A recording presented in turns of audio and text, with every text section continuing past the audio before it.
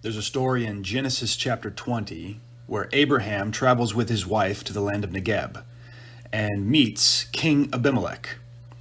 While there, Abraham, motivated by fear of these people, decides to portray Sarah not as his wife, but as his sister. And under that understanding, King Abimelech thinks that she is a free woman to be taken, so he sends to have her. And in his desires for Sarah, God confronts Abimelech. Now, at this point in the story, Abimelech has done nothing sexually with Sarah, but Abimelech is thinking that Sarah is a free woman. She's not married. And so when he is about to act on his sexual interests for Sarah, God confronts him and says, Abimelech, you're a dead man. And Abimelech, being surprised by this, finds out from God himself that Sarah is not actually single or unmarried, but rather she's married to Abraham. And in his surprise, Abimelech pleads for mercy from God, saying, God, will you kill an innocent man? Did Abraham not say himself, she is my sister? And so God, you know that in the integrity of my heart and the innocence of my hands, I have done this. And God, hearing the plea of Abimelech, says in verse 6, yes, I know that you have done this in the integrity of your heart. And then God goes on to tell him to return Abraham's wife, and that if he doesn't return Abraham's wife to him, that God will surely kill him and all that is his. There's a lot loaded in that passage, in that verse alone. Yes, I know that you have done this in the integrity of your heart, in verse 6.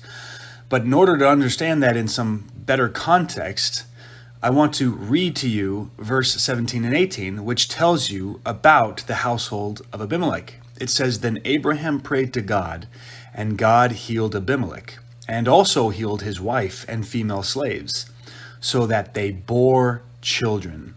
For the Lord had closed all the wombs of the house of Abimelech because of Sarah, Abraham's wife. You see this? Abimelech was a polygamous man. He had a harem. He had multiple wives and multiple concubines. And the wombs of his harem were closed up because he had taken the wife of another man. Now, Abimelech didn't know it was the wife of another man. And so in the mind of Abimelech, Abimelech thought all he was doing was taking one more woman to add to his harem. And it was under that intention that he pleads before God for innocence, for mercy. He pleads before God saying, God, I'm innocent because I wasn't acting with the intention of taking the wife of another man. I was acting with intention to just add one more woman to my harem. So I'm innocent, God. And what does God say? God describes his appeal based on the intention of being polygamous. He says, yes, I know that you have done this in the integrity of your heart. It was with integrity that God says this man wanted to indulge in polygamy. That God calls that an act of integrity of the heart.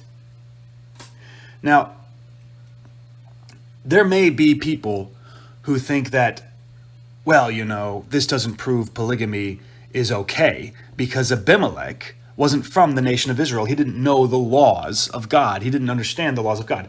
Just keep in mind, this is all pre-Mosaic. This was all before the law of God was given. But I do believe that the law of God is a reflection of God's character, and the principles being communicated by the law in Exodus and onward are still manifest in what God commands his people to do even before the law came, specifically in the life of Abraham.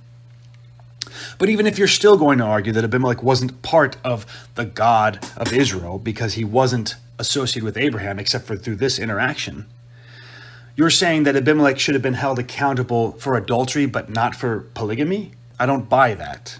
Those same critics believe that polygyny is adultery. They would then have to explain why God did not hold Abimelech accountable for polygyny if polygyny was adultery, because God certainly is holding Abimelech accountable for the sin of adultery here.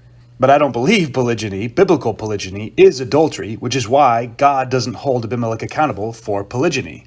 He's only holding Abimelech accountable for adultery. So I don't buy that. But even if you did buy that, you cannot say that people acting in polygamy because they think it's allowed for in the Bible, are doing it to get away with sin. They're doing it so they can be sneaky and skirt themselves away around God's law. No, God himself doesn't even say that. God says that in their belief that polygamy was not wrong, because Abimelech certainly didn't believe polygamy was wrong, God says that those acts are acts of integrity of the heart. In my research over the topic of biblical polygyny, I have run into the same talking points over and over again from church leaders and pastors criticizing biblical polygyny as if it is some heinous evil sin to be done away with.